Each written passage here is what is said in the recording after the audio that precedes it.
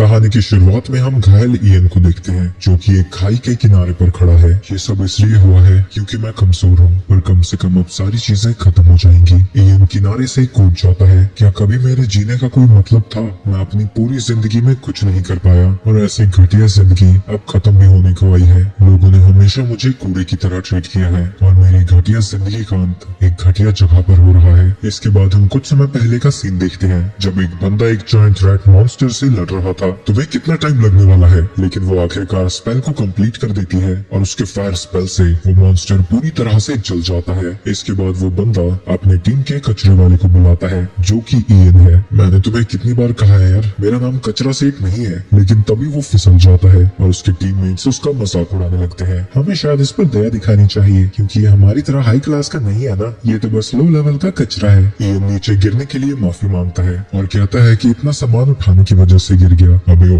जल्दी कर और उस मॉन्स्टर को अप्रेज कर। इयन की ऑक्यूपेशन लो कॉमन अप्रेजर है। इस दुनिया में गॉडेस ऑफ लाइट जन्म के वक्त ही जॉब देती है और गॉडेस ऑफ डार्कनेस स्किल्स। अपनी स्किल्स को ट्रेन करके लोग नई नई एबिलिटीज को सीख सकते हैं, पर जो जन्म के वक्त उन्हें जॉब मिलती है वो बदली नहीं जा सकती। जॉब को 3 टियर्स में डिवाइड किया गया है। सबसे टॉप पर है रेयर, जिसमें बहुत कम लोग होते हैं। इसमें अमीर बिजनेसमैन और मिलिट्री स्ट्रेटेजिस्ट होते हैं। बीच में है हाई टियर, जिसमें उसकी टीम में जैसे लोग होते हैं जिनका नाम ज़ॉइड और जोलीन है। इस क्लास में सोल्समैन, मेजेस और कई लोग होते हैं जो कि लड़ सकते हैं। और लोएस्ट टियर में पेजेंट्स और अप्रेजर होते हैं जो कि लड़ाई के लिए बिल्कुल भी सूटेबल नहीं है। ज्यादातर लो क्लास के लोग अपने माँ बाप के बिजनेस को ही आगे बढ़ाते हैं, लेकिन इयन के केस में उसके माँ बाप की बड़ी जल्दी मौत हो गई थी, तो वो फैमिली बिजनेस को आगे नहीं बढ़ा पाया और इसलिए उसने एडवेंचरर बनने का डिसाइड किया। उसने अमीर बनने का सपना देखा था, पर हमारे हिसाब से कभी होती हैं चीजें। वो अपनी अप्रेजल स्किल का यूज करता है और बताता है कि उस मॉन्स्टर का रैंक एफ है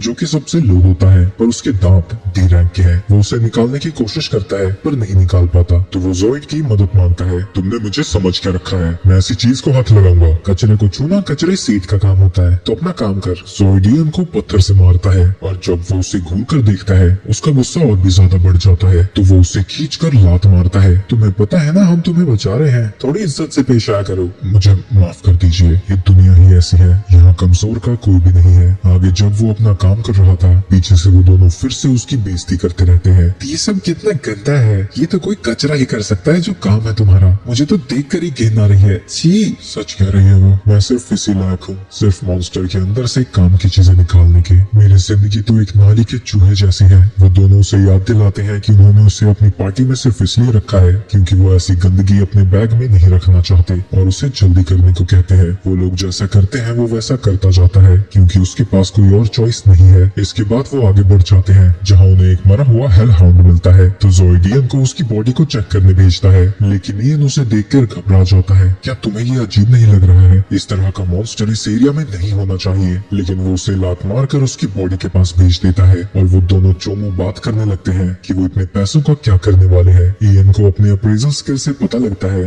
कि उसकी बॉडी पार्ट्स की रेयरिटी बी है। वो उसकी बॉडी पार्ट्स को निकाल ही रहा था, तभी ज़ॉइड नोटिस करता है कि सामने एक और हेलहाउंड है। अबे वो कचरा सेठ, उसे भी अप्रेज करके आ। लेकिन उसे देखकर इयन डर जाता है कि लेकिन मैप के हिसाब से यहाँ सिर्फ एक रास्ता होना चाहिए, यहाँ कुछ ठीक नहीं है, हमें वापस चलना चाहिए। साले तुझे पता ही क्या है, तूने जाना है तो जा, लेकिन मैं तुझे एक फूटी कौड़ी नहीं दूंगा। तेरे पास आखिरी मौका है, अगर तू कमाना चाहता है तो हमारे साथ आना पड़ेगा। एक अप्रेजर को बहुत कम पार्टीज अपनाती है। अगर मुझे ज़ॉइड ने निकाल दिया तो मैं पैसे नहीं कमा पाऊंगा। ठीक है, मैं तुम्हारे साथ आऊंगा, प्लीज मुझे अपनी पार्टी से मत निकालो। इसके बाद जब वो सब आगे जाते हैं उन्हें काफी सारी हेलहाउंड्स की बॉडी एक साथ मिलती है, जो देखकर जोलिन और ज़ॉइड खुश हो जाते हैं। लेकिन आइन का डर बढ़ता ही जा रहा था। ज़ॉइड, यहाँ कुछ गड़बड़ है, आखिर इतने सारे हेलहाउंड्स को मारा किसने? चुप कर बे कचरा सेठ, सिर्फ हमारे ऑर्डर्स फॉलो करने हैं तूने, और कुछ नहीं। ज़ॉइड, अपने पीछे देखो। और वो पीछे मुड़कर देखता है कि उनके पीछे दर्जनों हेलहाउंड्स आ रखे हैं। आइन को लगता है कि 2 हेलहाउंड्स के पैक्स में लड़ाई हुई है। हम तो इनमें से एक को भी नहीं हरा सकते, हमें यहाँ से चलना चाहिए। लेकिन यहाँ से भागना भी नामुमकिन लग रहा था। तभी ज़ॉइड को एक घटिया सा प्लान आता है। जोलिन, इसके ऊपर पैरालाइज स्पेल कास्ट करो। ये सुन के वो घबरा जाता है, लेकिन जोलिन भी इसके लिए तैयार हो जाती है। माफ करना, पर मैं अभी मरना नहीं चाहती। वो अपने स्पेल को कास्ट करके उसे पैरालाइज कर देती है। पैरालाइज का इफेक्ट जल्द ही खत्म हो जाएगा। अगर तुम लकी रहे तो इन्हें नोच के खाने से पहले तुम बचकर भाग जाओगे। ज़ॉइड आइन को लात मारता है, ये रहा तुम्हारा खाना, और वो उसे पीछे छोड़कर वहाँ से भाग जाते हैं। वो मदद के लिए चिल्लाता है पर उसकी आवाज तक बाहर नहीं आती। सारे हेलहाउंड्स उसके ऊपर कूद जाते हैं और मिलकर उसे खाने लगते हैं, लेकिन दर्द की वजह से पैरालिसिस कैंसिल हो जाता है और वो उन मॉन्स्टर से लड़ने लगता है। उसके बैग में बहुत सारे एप्पल्स थे जो कि वो हेलहाउंड्स खाने लगते हैं। वो इतनी दर्द में भी जल्दी से जल्दी वहाँ से जाने लगता है, लेकिन वो सामने जाकर देखता है कि उन दोनों ने रास्ते को भी ब्लॉक कर दिया था, पर लकीली उसे एक और रास्ता मिल जाता है। पर आगे जाने पर वो एक खाई के सामने खत्म हो जाता है। अगर मैं पीछे गया तो वो हेलहाउंड्स मुझे खा जाएंगे और आगे मेरी गिरकर मौत हो जाएगी। अपने ऑप्शंस के बारे में सोचकर वो खुद पर ही हंसने लगता है। मैं एडवेंचर और अपनी जिंदगी बदलने के लिए बना था और हर दिन बस मेरी बेइज्जती हुई। मैं सर झुकाकर सब कुछ सुनता रहा, लेकिन अंत में मुझे उन्होंने भी छोड़ दिया। ये सब कुछ मेरे अप्रेजल स्किल की वजह से हुआ है। जिसके बाद वो खाई में कूद जाता है। आगे इयन कहीं बेहोश पड़ा था। उसके पास एक लड़की आती है और उसके माथे को चूमती है। कुछ समय बाद जब उसे होश आता है, वो देखता है कि वो जिंदा है और उसकी सारी इंजरीज हील हो चुकी है। वो देखता है कि उसके पास में ही एक बड़ा सा पेड़ है और वो चारों तरफ से पानी से घिरा हुआ है। जो पानी वहाँ से गिरता है वो उसके ऊपर अपनी अप्रेजल स्किल का यूज करता है। अरे बाप रे, ये पानी एस रैंक का है। और पेड़ के अप्रेजल करने पर उसे पता लगता है कि वो कोई नॉर्मल पेड़ नहीं बल्कि वर्ल्ड ट्री है। ये सच में एग्जिस्ट करती है। कहा जाता है कि बहुत सालों पहले दुनिया में सिर्फ एक वर्ल्ड ट्री था जो कि माना को प्रोड्यूस करता था। इसी से लोग माना को अब्सॉर्ब करते थे और अपने मैजिक को कास्ट करते थे। लेकिन कई सालों पहले ये पेड़ सूख कर खत्म हो गया और लोगों को समझ नहीं आया कि दुनिया में अभी तक माना है कैसे। रिसर्चर्स को लगा कि और भी वर्ल्ड ट्रीज होंगे, लेकिन सारी दुनिया छानने के बाद उन्हें एक भी ट्री नहीं मिला। मिलता भी कैसे? भला किसी डंजन में कोई इतना नीचे आता भी क्यों? वो अपनी जान बचाने के लिए उस पेड़ का शुक्रिया अदा करता है। तभी उसे एक लड़की की आवाज सुनाई देती है, लेकिन उसे आसपास देखने पर कोई भी दिखाई नहीं देता। लगता है मेरा वहम ही था। अब मैं क्या करूं यार? वो हराम के पिल्ले तो किसी को मदद के लिए बुलाएंगे नहीं, और अगर मैं जल्दी यहाँ से नहीं निकला तो भूख के मारे मर ही जाऊंगा। और वो सामने बड़े से दरवाजे की तरफ जाने लगता है। तभी पीछे से वही लड़की उससे कुछ कहना चाहती है, लेकिन वो कह नहीं पाती। अंदर जाने में मुझे डर लग रहा है। हो सकता है कि यहाँ हेलाउंड से ज्यादा खतरनाक मॉन्स्टर हो, पर अगर मैं जीना चाहता हूँ तो मुझे जाना ही होगा। लेकिन जैसे जैसे आइन अंदर जाता है उसे एक भी मॉन्स्टर नहीं दिखता। अरे वाह, ये तो सेफ निकला यार, मैं जिंदा बच जाऊंगा। लेकिन अभी तो मुसीबत शुरू होनी थी। अचानक से ही कोई चीज उसका कान काट देती है। उसे बहुत ज्यादा दर्द हो रहा था। वो अपने कान को लेने की कोशिश करता है, लेकिन तभी कोई उसकी उंगलियों को काट देता है। वो अपने अटैकर के ऊपर अप्रेजल का यूज करता है और देखता है कि वो एस रैंक ग्रेमलिन है। वो मॉन्स्टर इंस्टेंटली उसके शरीर पर कई सारे कट्स लगा देता है। मुझे अप्रेजल से उसका रैंक तो पता लग गया, पर इसका मतलब ये नहीं कि मैं उससे लड़ सकता हूँ। वो ग्रेमलिन उसे मारने के लिए आगे बढ़ता है, लेकिन इयन ये देखकर हैरान हो जाता है कि वो एकदम से रुक चुका है और उसे देखकर ऐसा लग रहा है कि वो डर के मारे कांप रहा हो। वो ग्रेमलिन अचानक से ही पिचक जाता है और इयन की ये देखकर फट जाती है कि उसके सामने एक एस रैंक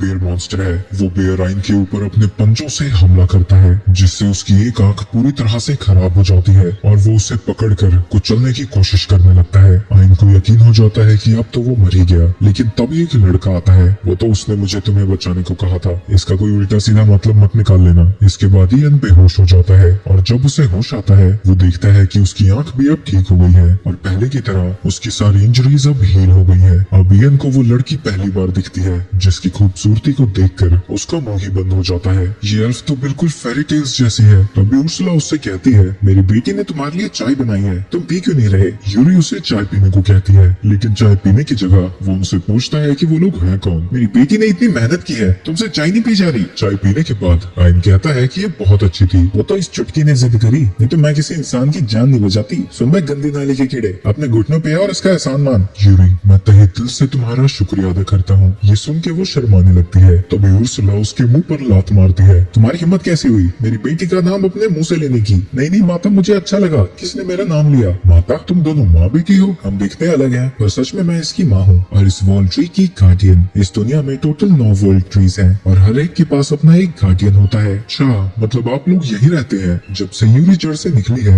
मैं यहीं पर रहती हूँ। जड़ से निकली है? क्या ये एक एल्फ नहीं है? नहीं, ये वर्ल्ड ट्री की स्पिरिट है। अच्छा, तभी ना वो इतनी सुंदर है। पर यूरी को समझ नहीं आता कि वो कॉम्प्लीमेंट को हैंडल कैसे करे। अरे ओ चिरकुट, अपने हाथ अपने पास रख, और ये जो मैंने तेरी आंख बनाई है उससे मेरी बेटी पर ही नजर रखता है। आंख से याद आया, मेरी आंख और मेरी पूरी बॉडी ठीक कैसे हो गई? तुम्हारी इंजरीज ट्री की बूंदों से ठीक हो गई, पर वो तुम्हारी आंखों को दोबारा नहीं बना पाई। तो ट्री के एक हिस्से का यूज करके मैंने बड़ी मेहनत से तुम्हारी आंख को बनाया है, और ये सब मैंने तुम्हारे लिए नहीं किया है, समझे? सिर्फ यूरी ने कहा इसलिए मुझे करना पड़ा, क्योंकि तुम बहुत काइंड हो और तुमने मेरा शुक्रिया अदा भी किया है। यहाँ पर पहले भी कई लोग गिर चुके हैं, लेकिन सब के सब चू चू यूजे थे उन्होंने कभी भी वर्ल्ड ट्री यानी यूरी का शुक्रिया अदा नहीं किया, बल्कि अपने फायदे के लिए इसकी टहनियों को तोड़कर ले गए। पर जब तुमने उसका शुक्रिया अदा किया वो सुनकर वो बहुत खुश हुई। दांत क्या दिखा रहा है बे? तेरी जान बच गई है ना? भाग यहाँ से। पर माता श्री, बाहर तो खतरा है, ये कैसे जा पाएगा? आप कुछ कीजिए ना। मेरी बच्ची, तुझे पता है ना मैं गार्डियन के तौर पर ज्यादा दूर नहीं जा सकती, ऊपर से डंजन में टेलीपोर्टेशन मैजिक भी काम नहीं करेगा। लेकिन ये सुन के यूरी रोने लगती है। यार तेरे मोटे मोटे आंसू मुझे पिघला ही देते हैं। तो ठीक है, मैं इस गेंडू जनरेशन को ट्रेन करूंगी और इतना ताकतवर बनाऊंगी कि ये खुद यहाँ से बाहर जा सके। ये सुन के खुशी के मारे यूरी उसे गले लगा लेती है और ट्रेनिंग के नाम पर उर्सुला आइन को सीधा अपने मौत के मुंह में भेजती है और कहती है कि उसे उस ग्रेमलिन से लड़ना होगा। ग्रेमलिन? यहाँ कुछ तो दिख नहीं रहा। अबे ओ झिंगूर, अपनी लेफ्ट आई का यूज कर, उसे मैंने वर्ल्ड ट्री से बनाया है। तुम्हें तो सच में अपने बारे में कुछ नहीं पता। इसके बाद जब आइन फोकस करता है उसके सामने का अंधेरा पूरी तरह से दूर हो जाता है। तो अभी से तुम्हारी ट्रेनिंग शुरू होती है। तुम्हारा फर्स्ट टास्क है कि तुम इसके सारे अटैक्स को डॉज करोगे। अरे अम्मा, पर मैं करूंगा कैसे? तुम्हारी लेफ्ट आई वर्ल्ड ट्री से बनी है, इसकी अप्रेजल ह्यूमन आई से अलग है। जब आइन अपने लेफ्ट आई से अप्रेज करता है उसे पहले ही पता लग जाता है कि वो ग्रेमलिन किस तरफ को मूव करेगा। उसमें साफ साफ लिखा है कि ग्रेमलिन अपने वेपन का यूज करके उसके कान को काट देगा। ये तो बड़ा कमाल का है, लेकिन उसकी खुशी बस 2 सेकंड की थी, क्योंकि वो सीधा बस खड़ा रहता है और ग्रेमलिन उसके कान को काट देता है। वो दर्द के मारे इधर उधर पलटने लगता है और उर्सुला उसे बताती है कि एक स्पिरिट आई एक ह्यूमन आई से कहीं ज्यादा परहेज कर सकती है। इयन का काफी ज्यादा खून बह जाता है तो वो जल्दी से उसे हील करती है, जिससे उसका कान पूरी तरह से ठीक हो जाता है। तुम्हें कितनी भी चोट लगे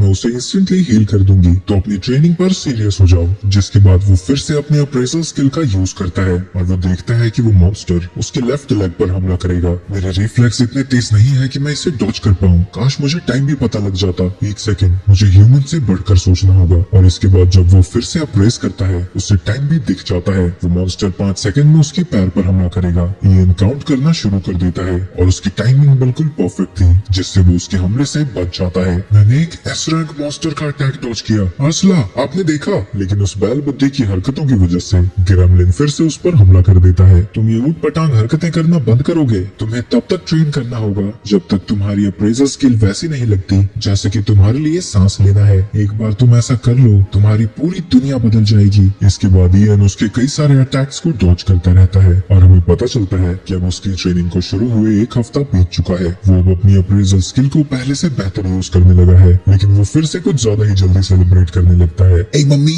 पीठ पे मारता है साला। हाँ, मैंने सही सुना था। दर्द सबसे बेहतर टीचर होता है। आप थोड़ा जरूरत से ज्यादा नहीं इसे एंजॉय कर रहे हो। वो उसे हील करके बताती है कि अब ट्रेनिंग के नेक्स्ट स्टेप पर जाने का टाइम आ चुका है, जिसमें उसे ग्रेमलिन को हराना होगा। पर मेरे पास तो कॉम्बैट जॉब है ही नहीं। मुझे ये पता है, तुम्हें अपनी स्किल पर नहीं अपनी स्पिरिट टाइप पर रिलाई करना होगा। वो उसे एक वुडन स्वॉर्ड देती है जो कि वर्ल्ड ट्री से बनी थी और कहती है कि उसे यूरी ने कहा था कि वो इसे आइन को दे। अपनी ही टहनी को तोड़ने का दर्द उसने सहा है सिर्फ तुम्हारे लिए, तो ये अगर कभी भी टूटा तो मैं तुम्हें तोड़ दूंगी। इसके बाद वो उससे लड़ने के लिए तैयार हो जाता है। अप्रेजल से उसे पता लग जाता है कि वो कहाँ पर हमला करेगा, लेकिन जैसे ही वो उस पर अटैक करता है वो उसे डॉज कर लेता है। इसके बाद वो बार बार उसके हमले को डॉज ही कर रहा था, तो उर्सुला उसकी मदद करती है। स्पिरिट है उसकी मूवमेंट के अलावा और भी चीजों का पता लगा सकती है। अप्रेजल से मुझे ये तो पता लग जाता है कि वो कहाँ हमला करने वाला है। अब मुझे ये पता लगाना होगा कि वो किस डायरेक्शन से आएगा। जिसके बाद वो अपनी स्पिरिट आई पर सुपर अप्रेज का यूज करता है।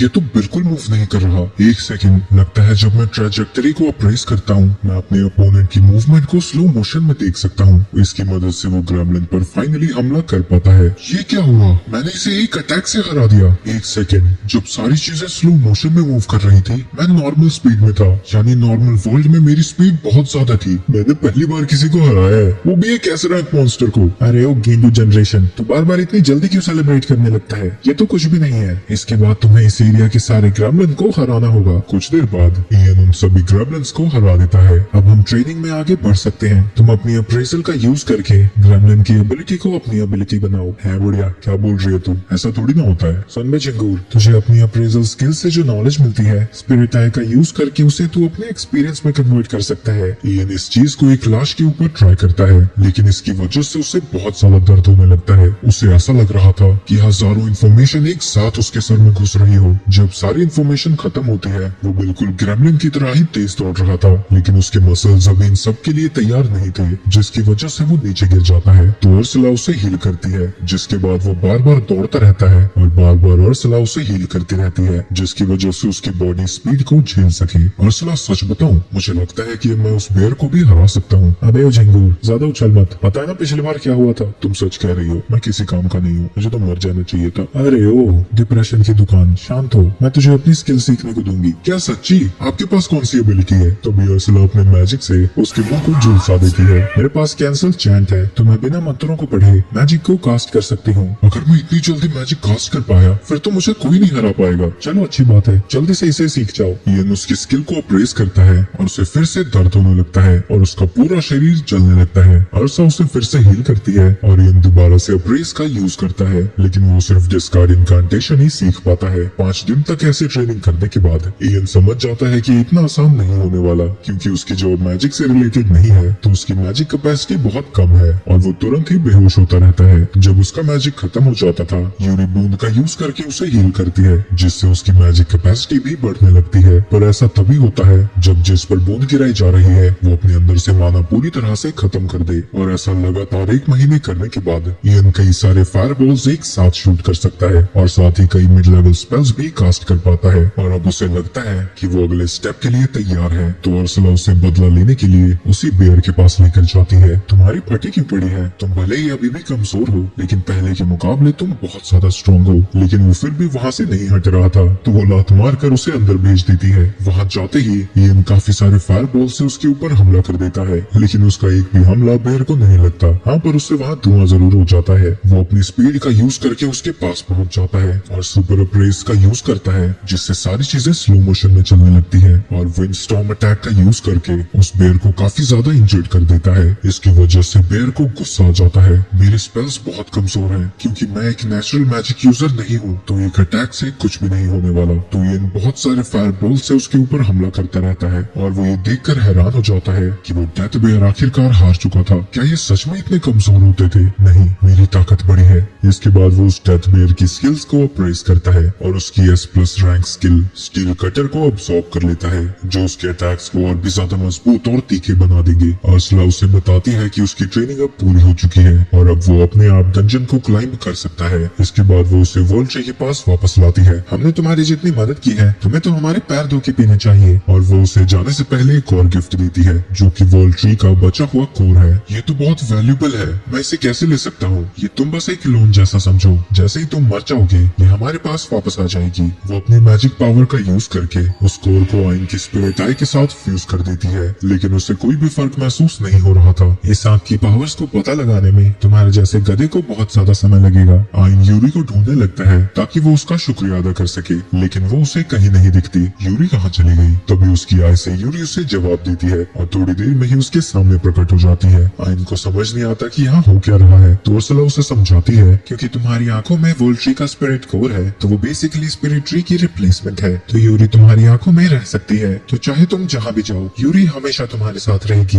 यूरी एक्साइटेडली उससे कहती है कि वो वोल्ट्री ड्रॉप्स का यूज करके उसकी सारी इंजरीज और बीमारियों को ठीक कर देगी। क्या वोल्ट्री की स्पिरिट का मेरे साथ जाना सही होगा? ये सुनते ही अर्सला उसके मुंह पर लात मारती है। मैं एक नीच ह्यूमन के साथ अपनी बेटी को कैसे मजा भेज सकती हूँ, पर मैं ये भी चाहती हूँ कि वो दुनिया घूमे और नए दोस्त बनाए, इसलिए मैं तुम्हें इसे सौंप रही हूँ, क्योंकि भले ही तुम्हारा दिमाग मूंगफली बराबर है और तुम अच्छे इंसान हो। आइन उससे कहता है कि वो यूरी का ध्यान रखेगा। इसके बाद वो उसके हाथ पर एक टैटू बना देती है, जो कि इन्फिनिट स्टोरेज स्पेल है। इसके बाद वो एक स्पिरिट स्वॉर्ड निकालती है, जिसे कि उसने यूरी के दिए हुए रॉ मटेरियल से बनाया था, और आइन से कहती है कि वो उसे स्टोरेज में डाल ले, लेकिन इससे पहले कि वो डाल सकता, वो उस तलवार से उसकी दूसरी आंख भी फोड़ देती है और जबरदस्ती उसके मुंह में एक मैजिक स्टोन डाल देती है, ताकि वो उसकी टूटी हुई आई को रिप्लेस कर सके। आइन उससे पूछता है कि उसने किया क्या। तुम्हारी दूसरी आंख सेज स्टोन से रिप्लेस हो गई है, जो कि हमारे ब्रेन्स को कनेक्ट कर देगी। इसका यूज करके हम जब मर्जी बात कर सकते हैं, और मैं वो सब कुछ देख सकती हूँ जो तुम देखोगे। अगर तुम मेरी बेटी के ज्यादा करीब गए तो मैं तुम्हें ढूंढ कर निकालूंगी और तुम्हें जान से मार दूंगी। एक बार हम सरफेस पर चले जाएं, तो क्या तुम्हारा कोई प्लान है? यूरी बताती है कि वो अपनी बहनों से मिलना चाहती है। ओरिजिनली एक ही वोल्ट्री थी, लेकिन वो 9 हिस्सों में बट गई और यूरी उनमें से एक है, और बाकी की वोल्ट्रीज उसकी बहनें। आइन प्रॉमिस करता है कि वो सारी दुनिया घूमेंगे ताकि यूरी अपनी बहनों से मिल सके। इसके बाद वो अपनी जर्नी पर निकल जाता है और अर्सला उसे बताती रहती है कि उसे कौन सा रास्ता लेना चाहिए और साथ ही किस तरह के मॉन्स्टर से वो भिड़ने वाला है। वहीं आइन देखता है कि अब इस रैंक मॉन्स्टर्स को हराना काफी आसान हो चुका है और उनकी एबिलिटीज को अब्सॉर्ब करने पर उसे सर दर्द भी नहीं होता, क्योंकि क्योंकि यूरी इंस्टेंटली उसे हील कर देती है। कुछ देर में ही वो बॉस रूम के पास पहुंच जाता है और उर्सुला उसे बताती है कि जब तक वो बॉस को नहीं हरा देता बाकी के फ्लोर्स के रास्ते नहीं खुलेंगे। क्या मैं इसे हरा पाऊंगा? ये बाकी के मॉन्स्टर से कहीं ज्यादा ताकतवर होगा। पर यूरी और उर्सुला उससे कहते हैं कि वो खुद पर भरोसा रखे। थोड़ी बहुत मोटिवेशन आने के बाद वो बॉस के रूम में एंटर कर जाता है और उसके सामने ही डंजन का कोर था। अचानक से ही उनके सामने एक समनिंग सर्कल आ जाता है जिसके अंदर से एक बड़ा सा स्टोन गोलम निकलता है। यूरी जल्दी से मेरी आंखों में वापस आ जाओ। और वो दौड़ता हुआ गोलम की तरफ जाने लगता है। वो उसके पहले अटैक को बड़ी ही आसानी से डॉज कर लेता है, लेकिन उसके बाद वो गोलम एक भारी भरकम पंच मारता है। जो स्किल्स उसने अब्सॉर्ब की थी उनमें से एक का यूज करके वो अपने हाथों को स्टील जितना मजबूत कर लेता है। पर वो पंच इतना ज्यादा पावरफुल था कि उसके पैरों के मसल्स फट जाते हैं। यूरी उसी वक्त उसे हील कर देती है, जिसके बाद वो डिसॉल्विंग पॉइजन स्किल का यूज करता है जो उसे बड़े से स्नेक को मारने के बाद मिला था। उस स्किल की वजह से गोलम का हाथ ही पिघल जाता है, पर इससे उसका गुस्सा सातवें आसमान पर चला जाता है और वो पागलों की तरह आइन के ऊपर हमला करने लगता है। वो उसके सभी हमलों से बचता हुआ एक बड़े से पत्थर के पीछे छुप जाता है। मैं ऐसे तो उसके पास ही नहीं जा पाऊंगा। तुम अब अल्टीमेट स्पेल का यूज कर सकते हो क्योंकि तुम्हारे पास अब काफी माना है। तो आइन उसके सामने चला जाता है और उसी स्पेल को कास्ट करने लगता है। वो स्पेल इतना ज्यादा पावरफुल था कि उससे वो मॉन्स्टर पूरी तरह से पिघल जाता है। उसे यकीन नहीं होता कि अब वो इतना कुछ कर सकता है। यूरी उसकी बॉडी से बाहर आती है और उसे हील करने लगती है। आइन उसका हाथ पकड़ के उसका शुक्रिया अदा करती है, जिसकी वजह से वो शर्मा जाती है, जो कि उर्सुला को बिल्कुल पसंद नहीं आता। और वो उससे कहती है कि वो गोलम को अप्रेस करे। उस गोलम की बॉडी को अप्रेस करने पर उसे कई सारे हाई लेवल ऑफेंसिव और डिफेंसिव मैजिक मिलते हैं। तुम डंजन कोर को भी अप्रेस कर सकते हो। क्या ऐसा करना सेफ होगा? तभी वो कोर के सामने टेलीपोर्ट हो जाती है और उसके लिए उस कोर को अप्रेस करती है। उसे पता लगता है कि वो वर्ल्ड ट्री के स्पिरिट कोर जैसा ही है और उसका यूज करके आइन की प्रोस्थेटिक आई को और ज्यादा ताकतवर बना देती है। तुम और भी डंजन बॉसेस को हरा सकते हो और कोर का यूज करके अपने स्पिरिट आई की पावर्स भी बढ़ा सकते हो, जिससे तुम्हारी ताकत भी और ज्यादा बढ़ जाएगी। इसके बाद वो तीनों बॉस रूम से बाहर आ जाते हैं क्योंकि डंजन कोर गायब हो चुका है। अब ये पूरी तरह से सील है, यानी वर्ल्ड ट्री तक जाने का रास्ता अब बंद हो गया है और जिस खाई से तुम गिरे थे वो भी अब बंद हो गया होगा। यानी अब कोई भी वर्ल्ड ट्री तक नहीं जा सकता और मुझे वहाँ रहकर उसे प्रोटेक्ट करने की कोई जरूरत नहीं है। यानी मैं तुम दोनों के साथ आ सकती हूँ। कुछ देर में ही वो सरफेस पर पहुंच जाते हैं। वहीं दूसरी तरफ किसी बार में ज़ोइड कहानी सुनाने लगता है। डंजन में हम बहुत सारे हेलहाउंड से घिर गए थे। हमें लगा था कि हम नहीं बचेंगे, पर आइन ने खुद को सैक्रिफाइस कर दिया ताकि हमें वो बचा सके। पर मैं उसे बचाने के लिए कुछ नहीं कर पाया। उसकी नौटंकी चल ही रही थी, तभी उसके सामने आइन आ जाता है। तुम जिंदा कैसे हो? मैंने बस सारे मॉन्स्टर्स को हरा दिया। लेकिन ज़ोइड को उसकी बातों पर यकीन नहीं होता। बाकी के एडवेंचरर्स उससे कहते हैं कि उसे तो खुश होना चाहिए कि वो जिंदा है। ये चुचुंदर झूठ बोल रहा था। ज़ोइड और जोलीन ने मुझे पैरालाइज कर दिया था और जानबूझकर चारे की तरह वहाँ छोड़कर भाग निकले। ये सुन के सारे एडवेंचरर्स भड़क जाते हैं और जो चीज उनके हाथ में लगती है वो उसके ऊपर फेंकने लगते हैं। लेकिन आइन उन सभी को रोकता है, चाहे कुछ भी हो। ज़ोइड ही वो अकेला एडवेंचरर है जिसने मुझे अपनी पार्टी को ज्वाइन करने दिया। सभी चीजों के लिए तुम्हारा शुक्रिया। जिसके बाद वो वहाँ से चला जाता है। ये सब देखकर सभी लोग हैरान हो जाते हैं क्योंकि उसकी पर्सनालिटी पहले से बिल्कुल उल्टी है। इसके बाद वो तीनों अलग अलग डंजन्स को एक्सप्लोर करने लगते हैं और बॉस मॉन्स्टर्स को हराकर डंजन के कोर को अब्सॉर्ब भी करते हैं। वो हर डंजन के अंदर वर्ल्ड ट्री की खोज करते हैं, लेकिन ऐसे ही कई महीने करने के बाद उन्हें कुछ भी नहीं मिलता। वो ऐसे ही एक डंजन से बाहर आ रहे थे, तभी उन्हें कुछ चीखें सुनाई देती है और वहाँ पहुँचने पर उन्हें पता लगता है कि कुछ मॉन्स्टर्स एक कैरेज पर अटैक कर रहे हैं। आइन बड़ी ही जल्दी सभी मॉन्स्टर्स को मार गिराता है, जिसके बाद वो उनकी एबिलिटीज को भी अब्सॉर्ब कर लेता है। वहीं यूरी और उर्सुला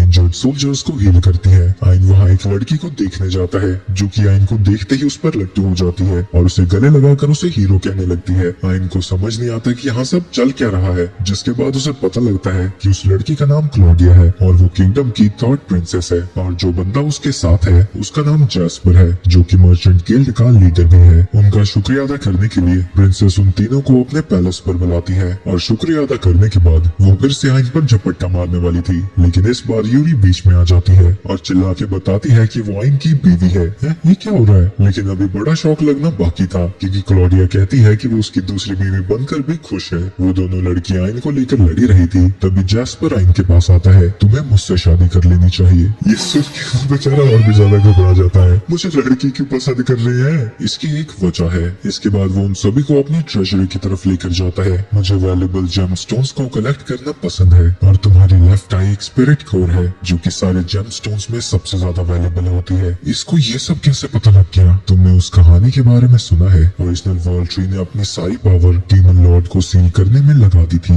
जिसके बाद वो दुनिया से गायब हो गई। मैं उसके स्पिरिट कोर को ढूंढने के लिए सालों से खोज कर रहा था, और अब क्योंकि वो मुझे मिल चुका है, मैं हमेशा के लिए उसे अपने पास रखना चाहता हूँ। आइन उसे मना करना चाहता है क्योंकि उसे तलवारबाजी का कोई शौक नहीं है, और अर्सला उससे कहती है कि वो अमीर भी है और उसके पास वर्ल्ड ट्री की इंफॉर्मेशन भी है। तो आइन कहता है कि वो उसके पास आ सकता है, और शुरू में वो दोनों बस दोस्त रहेंगे। मुझे इसमें कोई दिक्कत नहीं है। मुझे यकीन है कि एक दिन तुम्हें मुझसे प्यार हो ही जाएगा।